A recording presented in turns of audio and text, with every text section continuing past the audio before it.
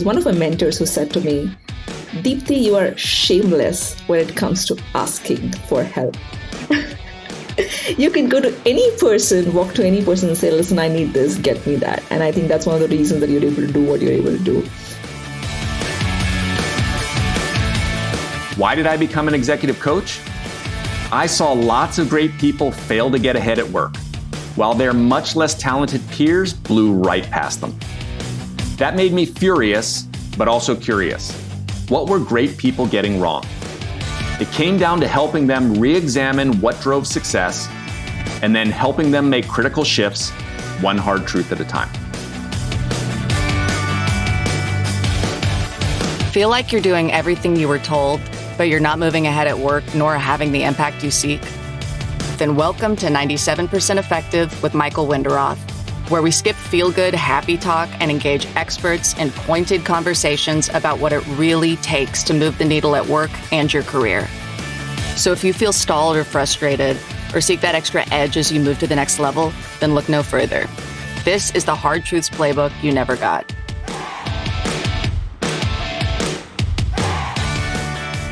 Hi, I'm Michael Winderoth, and you're listening to 97% Effective. How do you reinvent your career and yourself?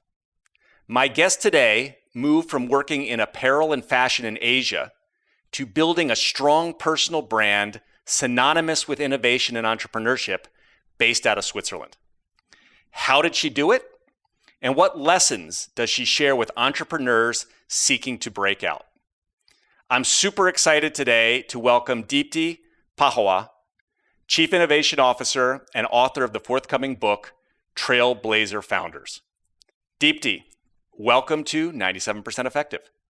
Thank you so much. So wonderful introduction. And it's amazing to be on the podcast with you now. You have a strong online presence, very much so. There's a lot out about you on the internet, but what's one interesting thing, Deepti, or important thing about you that we can't find on the internet that you'd like listeners to know about? Well, I wouldn't say you can't find it on the internet. If you research a bit wide enough, you would kind of find it on multiple platforms. But that I'm a decent photographer, and I've traveled to 57 countries and lived in 10 cities across 3 continents in the last 20 years. But what you wouldn't find is maybe that I went from not speaking German at all to being close to fluent in German in less than 3 months.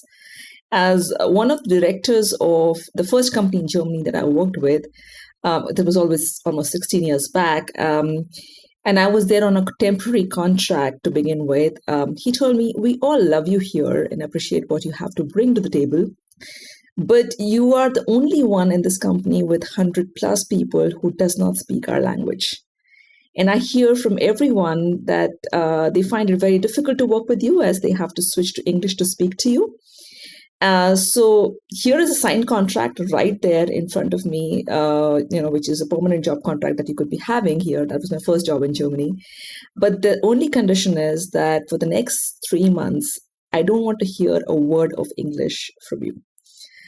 And so the next 3 months, he did not hear a word of English from me, and I managed to get that contract. And 1 year later, I started getting interesting collaborations and alliances for all my seniors, and then holding monthly meetings in English for everybody to join in.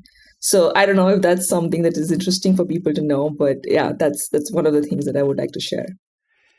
That's huge reinvention. How did you do this in 3 months? I just kind of engrossed myself in German language. I did not speak a word of English. So everywhere I went, everything I did, I had to speak in German. And not only in the office, what I also started doing was actually going out and, making groups where I could do activities with people with only Germans around. So that was one of the ways that I could actually get to master the language. I wouldn't say the written language was so good, but of course, the spoken and the conversation, it became extremely good in just 3 months. And I watched a lot of TV, cartoons actually, kids cartoons in German, which was also another way of, kind of building up your vocabulary and simple language very fast. Total immersion. And I can totally see this coming from you because you are one of the most driven and ambitious people I know. Let's start with your personal career path. When I went back to look at your career, I know you, but I wanted to look at this more closely. You started with a bachelor in commerce at Delhi University and also had a degree in fashion. And then you spent 15 years in progressive roles in the apparel and fashion industry, first in Asia. Then you shift over to Europe, Germany and Switzerland. And that takes us, ending up with the Swatch Group around 2019, where you're a senior product manager there. And then all of a sudden, when you look on your profile, there's like this explosion. I call it kind of this massive disturbance in the force, where suddenly you are freelancing, you are leading very interesting, important projects, MIT, at Stanford, and suddenly start to have this very portfolio aspects to what you're doing at think tanks, an advisor, venture fellow. So the first question, this 15-year very progressive career up to 2019, what caused you to make that shift? Great question and very interesting one. And I have to say, very few people actually go back and see that because some of them are like, oh, you really worked in fashion before? So yeah, great question. When you are starting out in your career, you often look to the skills you have, your area of interest, and what you see other people doing with that skill. And I've been using my creative side all of my childhood and early grown-up years. I was always involved in technically creative activities, sketching, painting, sculpture, ceramic design, craft work, interior design, photography, you name it, I've done it. And fashion design at that time seemed like the most enjoyable thing that I could actually get myself into. And then I would say I excelled considerably well in that field. My last corporate job, as you mentioned, was with Swatch Group, where I was actually heading the jewelry division for Calvin Klein, leading product development and branding for 80 plus countries at that time. But as I was growing in these different, in different roles, I realized there was a glass ceiling, and the creative aspect of my job were often getting in the way of my being seen as someone who could lead businesses and the business side of things. In the popular words of Ted Kelly of IDEO fame, that designers never got the seat on the table. Their role traditionally has been to design beautiful products, and this frustrated me. At the same time, I knew that creativity is not limited to technical creative and design stuff, but the principles of design can be leveraged to create innovative products and services in every other field, as you can see with design thinking that everybody is doing these days. And in other fields, need design mindset and cross-industry intelligence much more than any other field. That's when I did a short course with IDEO on design thinking out of curiosity. That changed my way of looking at my career and the immense possibilities that stood in front of me. It also gave me white space to explore and build my brand in a very unique way that 99% of the others who have studied design and work in fashion wouldn't have.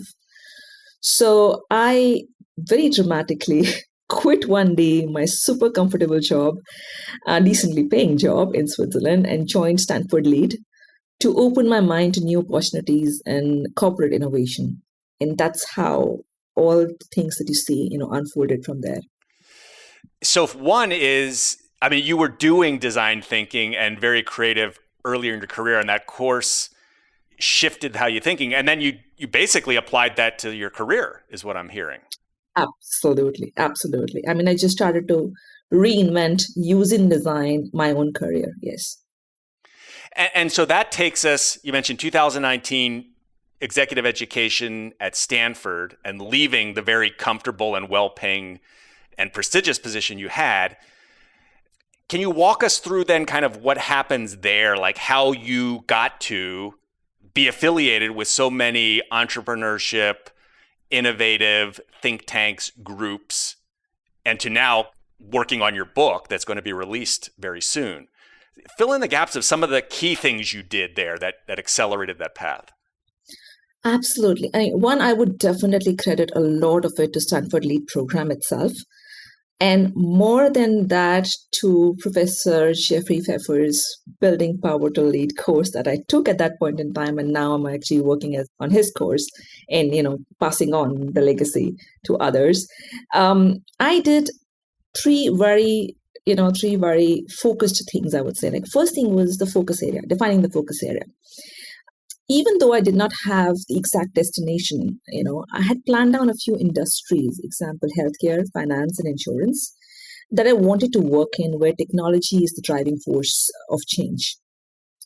And the focus was because of three gaps and the leverage points that I had identified. One was that these industries were in need of innovation. And I live in Switzerland, and most companies work in this sector. So it was, an important sector here. Design thinking was a new concept in these industries, and the possibility of making an impact was greater since there were not many people with my skill in these areas. And thirdly, technology is the key driver for change here. Even though I don't come from technology background, I come from product development where technology products can be treated the same way as any other product. So I wanted to kind of mix these three insights into building my brand, the new brand that I was creating. So that's the first thing, the focus. The second thing that I had to do was building credibility. And I do remember in the very beginning, people would say, yeah, but you have been working in fashion. How and why you should, give you this kind of work. So I realized pretty early that I need to build credibility and not really take my 15 years of experience as something that is, let's say a baggage, but something that works to my advantage. This, because I've done that, I can bring something to your table which nobody else has, sort of a thing. So in terms of building credibility, again, I use Stanford Lead. We have these 8-week projects, innovation projects. What I started doing was I started using these Stanford Lead innovation projects for companies like Novartis and digital health startups. And these are very short and sweet 8-week projects to show and deliver what you can do. So that gave me brands, that I've worked with. At the same time, started building networks in a very new area where, I did not have any networks in these areas. So I started building those networks. And the credibility of having worked in the field, that is something that I got. The third thing I needed to do was to get associated with building and working on technology products. And what better place to start than MIT Media Labs? So I looked up on MIT professor and research on one of his professors and research on his work, and identified him as someone who would be open to work on new project with me, even if I had no prior technical knowledge. I proposed to him a few ideas through LinkedIn, and I had actually met him on World Economic Forum before. And he did not reply to me for some time. But one day I had an email in my inbox from him, and he said, "You have been consistently writing to me. I have this project on pandemic response. Here is the Slack channel to join if you're interested." And that's it. Within 1 month, I was one of the key people on his project. And he even wrote some papers with me as co-author. They're published in data engineering journals. I started hosting some video on health tech conferences with him, where he would put me in touch with the topmost people in technology and healthcare sector, from government to corporates, to lead those conversations. I was also invited to co-host some panel discussions at Intelligent Health AI forums. Honestly, from then on, the branding just happened, even without me doing much there. And in 1 year, people even forgot that I used to work in fashion. And all these networks helped me build my consulting business in health tech, landed me a consulting assignment to be a chief innovation officer for a health tech startup. And I started working with Swiss innovation ecosystems, where I led hackathons later for Swiss government agencies and the likes. So looking back, it seems easy, but that time it did not seem that easy. I mean, that was in the space of a year. I mean, we're talking 2019. You really, full court press, really made things happen in that year. Absolutely. And you have to, just realize this. It was 2019, middle of 2019, and then 2020. In the middle of pandemic, I made this happen. So most people would say, oh, you couldn't do much at that point in time. I completely changed my career, and also increased my income at least 4 times just by doing all this during the pandemic times. Yeah. And you've totally flipped a whole bunch of things, right? The pandemic, where people were saying things weren't possible, you put those 3 pieces together to make it possible. and what you said earlier here around taking kind of what people might perceive as baggage, many people have of I've done this for 15 years, they're defined by that. You turn that into what can be that my source of advantage that's unique, bringing into a new area. I love it. Absolutely love it. So, Deepti, you've mentioned this focus, building the credibility, and then really getting involved with the tech products. There's huge amount of persistence in there. And I want to ask you, from knowing you and watching a lot of this transformation that you designed and executed, I would offer that you're quite fearless in terms of creating visibility and building that network. And so you alluded to it earlier. I think it's a very interesting and illustrative story. Talk about how you met that professor. I know this involves Davos. You are based in Switzerland. Can you share what you did there? Absolutely. I can share that. And on the comment that you made that you're fearless, there's one of my mentors who said to me, Deepti, you are shameless when it comes to asking for help. You can go to any person, walk to any person and say, listen, I need this, get me that. And I think that's one of the reasons that you're able to do what you're able to do. So, yeah, I mean, have you always had that? Have you always had that? Actually, this is something that I always had. And I think that could be because I had to move quite a few places, like from India to Germany and Germany to Switzerland. So, Germany to Switzerland, I came on my own. But, India to Germany was something where I had to kind of readapt myself. And if I hadn't asked for things would have not happened. So I kind of just became my behavior that I started indulging in. And as I saw that people, responded to that, I was like, okay, this works. I should do more of that. So my line that my quote that I say to anybody and everybody if something is not working is like, it doesn't hurt to ask. That's one quote that I always use. It doesn't hurt to ask. So I think that's something which has propelled a lot of things for me in my career. And getting back to your question about Davos, and I live in Switzerland, and that was the week that World Economic Forum was happening in Davos, and it's 2 hours away from my house by train in Switzerland. So one of the things that crossed my mind was, one, I want to build an influential network, which is where the best of the best people are involved. And the second thing is, I have to build it in 1 week, like 10 people. Where else and what better place than World Economic Forum? I knew that people pay through their nose to get there. I knew that you just can't get entry into World Economic Forum just like that. But for me, it was just taking the train and seeing, the idea was I'll go there, I'll network in the common areas outside, and talk about my ambition and aspiration to get inside any of these conferences. And if it happens, it happens. If not, I'll meet interesting people and come back. And that's what I did. And you wouldn't believe, in that day, I attended 3 conferences, which were closed door conferences. I met this MIT professor I'm talking about, but I also met 3 other people who are now my mentors.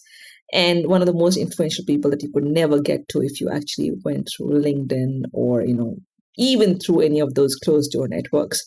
And just by the audacity of asking them to be my mentor right there, 2 of them agreed right on the spot. So, yeah.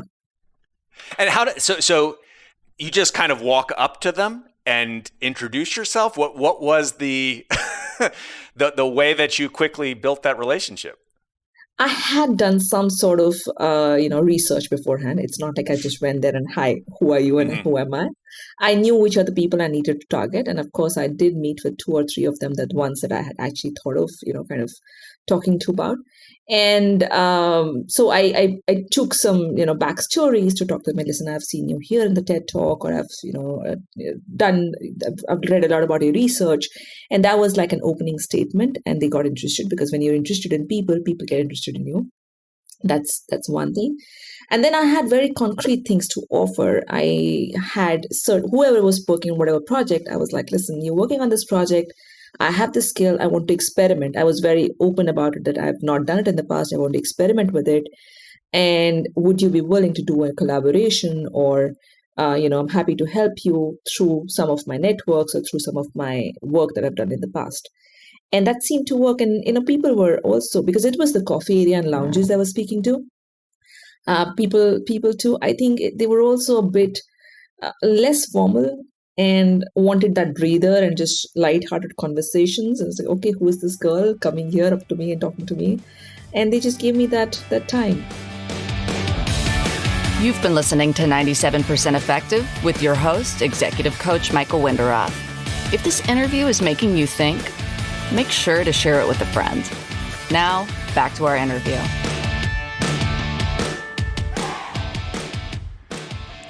Brilliant, the audacity. And I would also point out, I know we've talked about design thinking here as well, but you've brought up the experimentation, and you've also brought up, when there's constraints, you have a week to go network, where are you going to ratchet it up? And then being bold of thinking about Davos and certain individuals.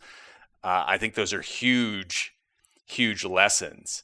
Could you also talk about, you met some of these individuals, formed relationships, were helpful.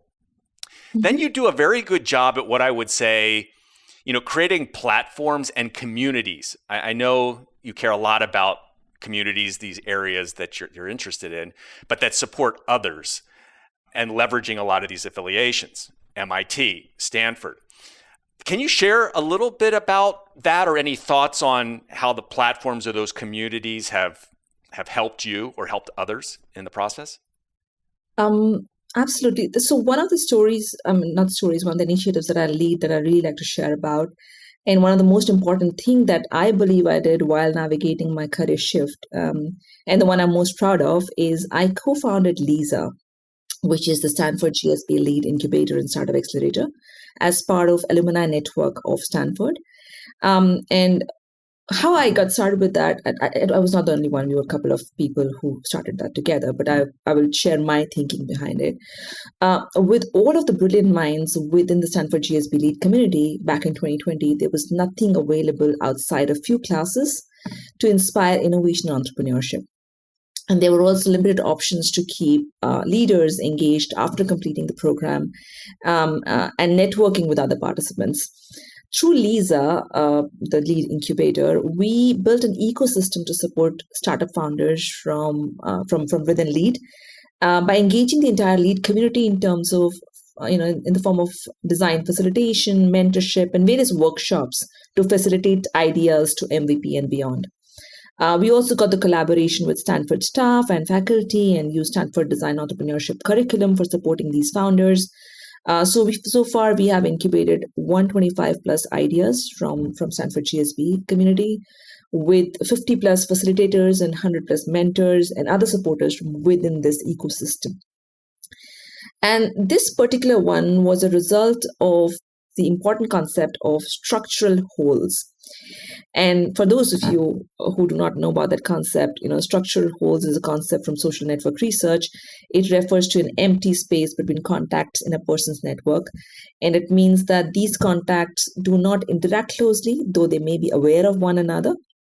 And there's a gap between two individuals and communities with complementary resources and information, just in case of LISA, like I'm telling you about.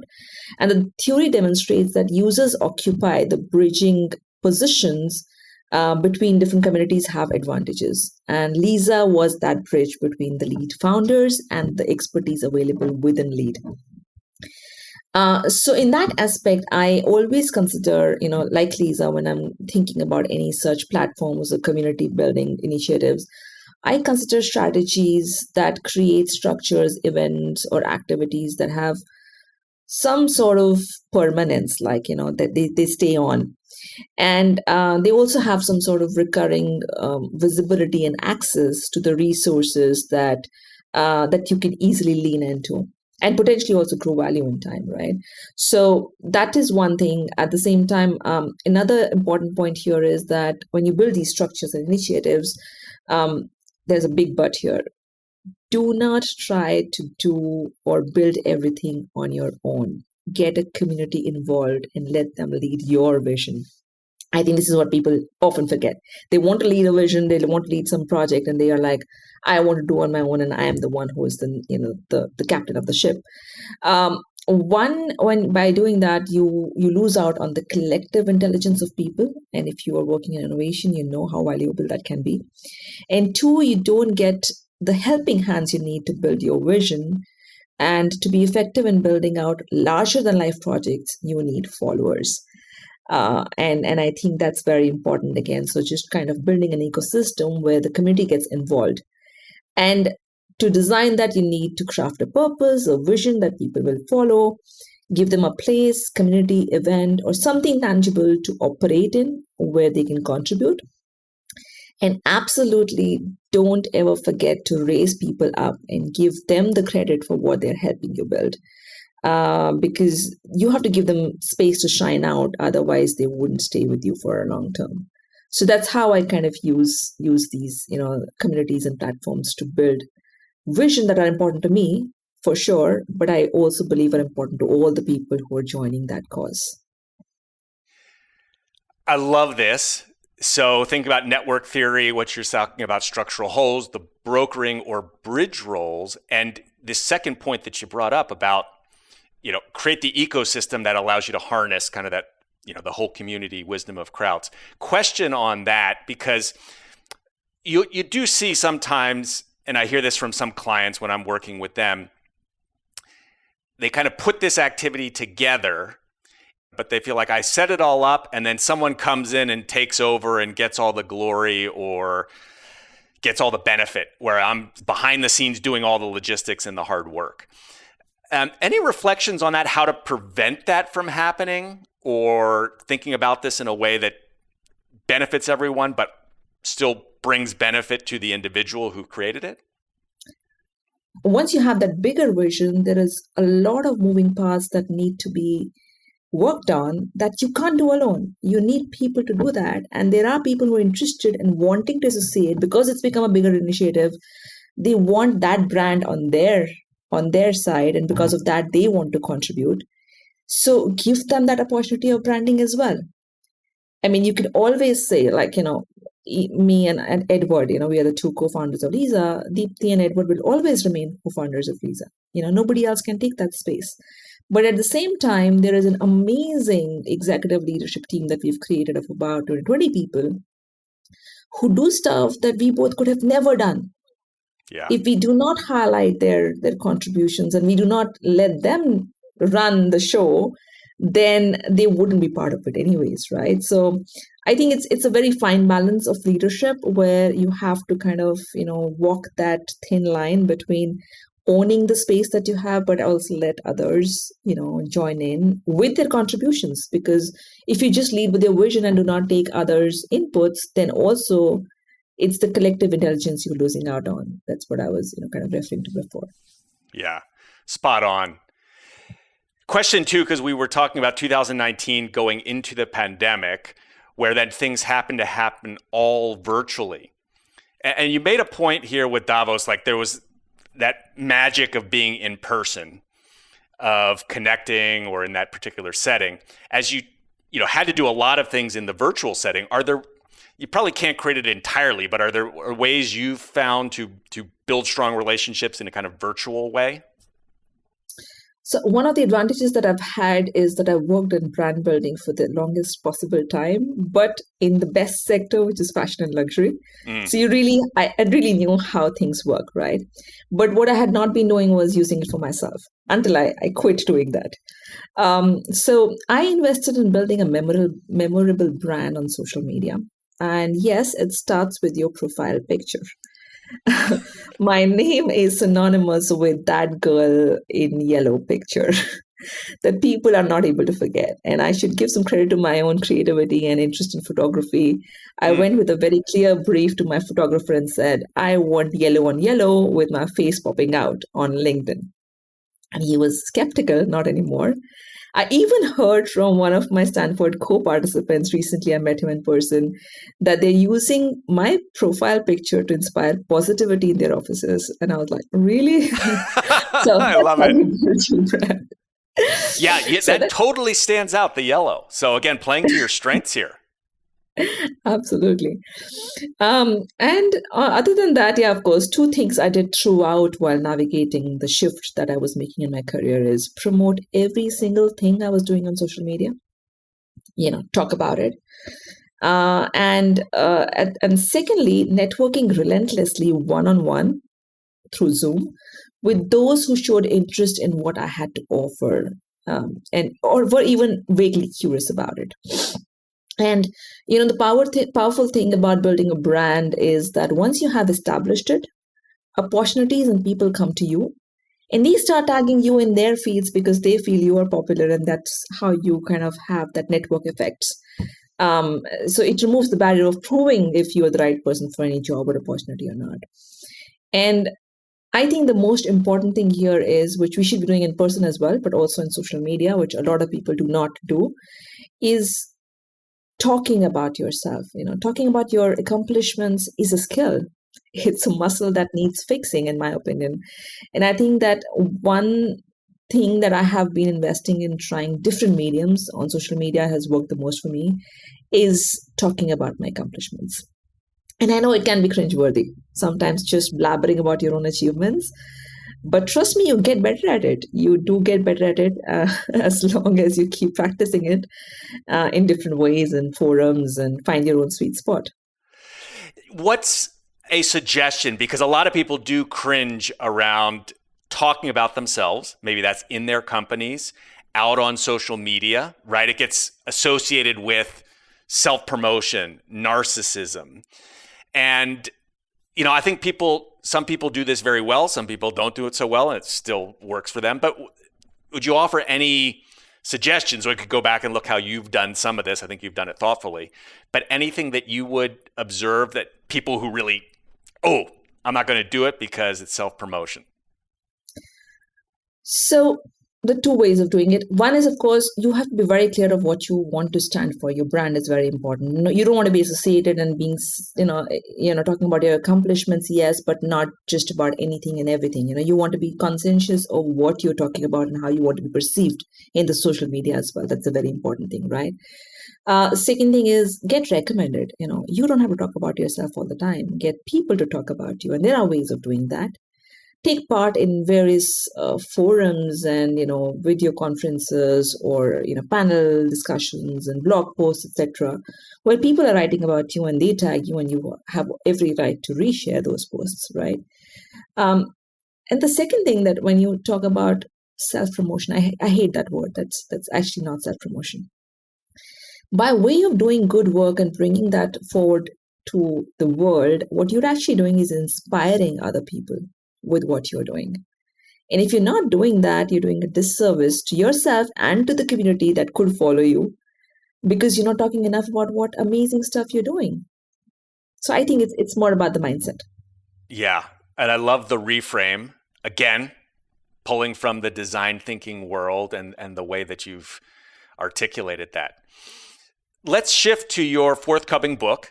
So again, you are fierce advocate of innovation, building community, entrepreneurship. And the book, Trailblazer Founders, Breaking Through Invisible Boundaries. Central idea, and what do you want to accomplish with the book? Yeah, so a question that has been at the back of my mind as I've been working extensively with entrepreneurs, across various geography, through LISA, through Swiss Innovation Ecosystem, as well as Mass Challenge, where I'm working with, is why certain people are very successful serial entrepreneurs and some others have such great ideas but do not manage to succeed as much. And I'm a leader in innovation management, use design thinking, business model innovation networks, frameworks. And here we claim that most successful businesses and startups had a groundbreaking business model, or had that perfect product market fit, the timing was right, or the right value chain, technology, consumer insight. That is all that created the disruptive startups or solutions. Well, all that is true and very valuable, and there is research that shows that works and why.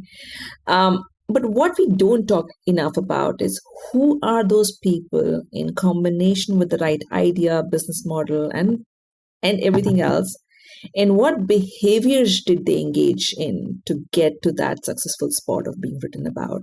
And all VCs crowding to fund this idea.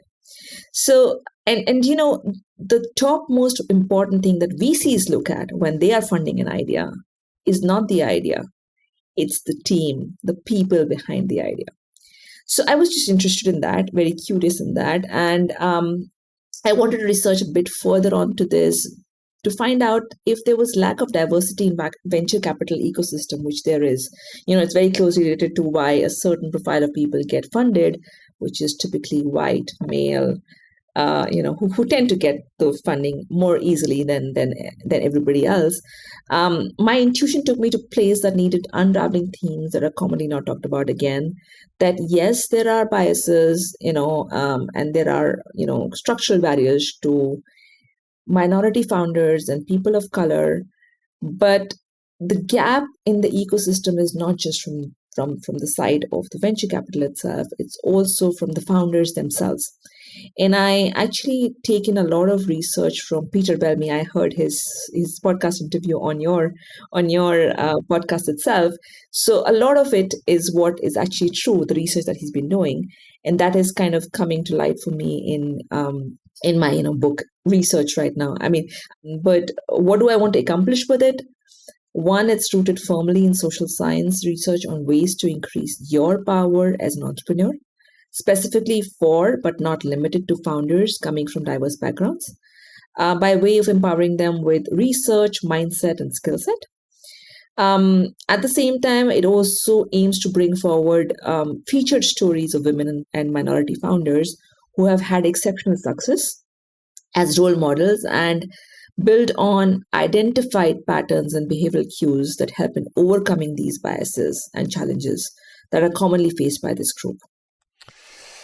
Anything in particular that's jumping out, particularly as you look at this group, women, underrepresented groups?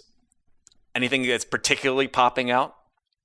There are a couple of things, yes, but this one thing, most important finding, even for me, and I discovered this while interviewing people for this book, there was one sentence that was invariably used by almost all my guest features in this book. It's how they describe themselves, quote unquote. I actually never ever realized that I was any different or that biases even exist. I had heard a lot about it, but I never felt it myself. I was just going about and behaving like everyone else and taking my power. One of them even said, I was never aware of my blackness until someone pointed out to me on the third day of the conference that I am the only Black person in such an important technology conference. So this clearly shows that a majority of people are holding themselves back with some self-limiting beliefs, and the ones who are not holding those beliefs are doing considerably better than everybody else.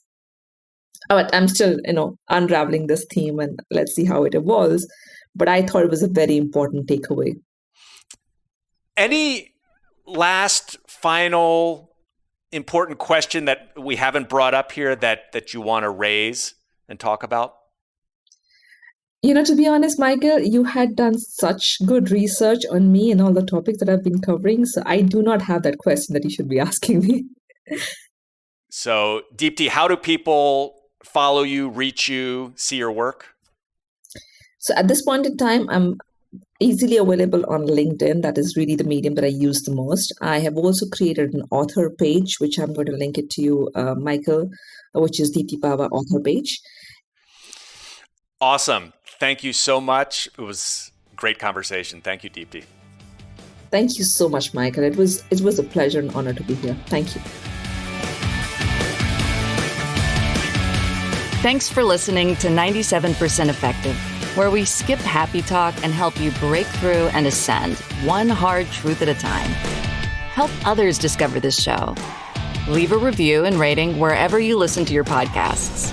And if you like what you heard, you can get free resources, including the first chapters of Michael's book, Get Promoted, on his website, www.changwenderoth.com. That's www.changwenderoth.com.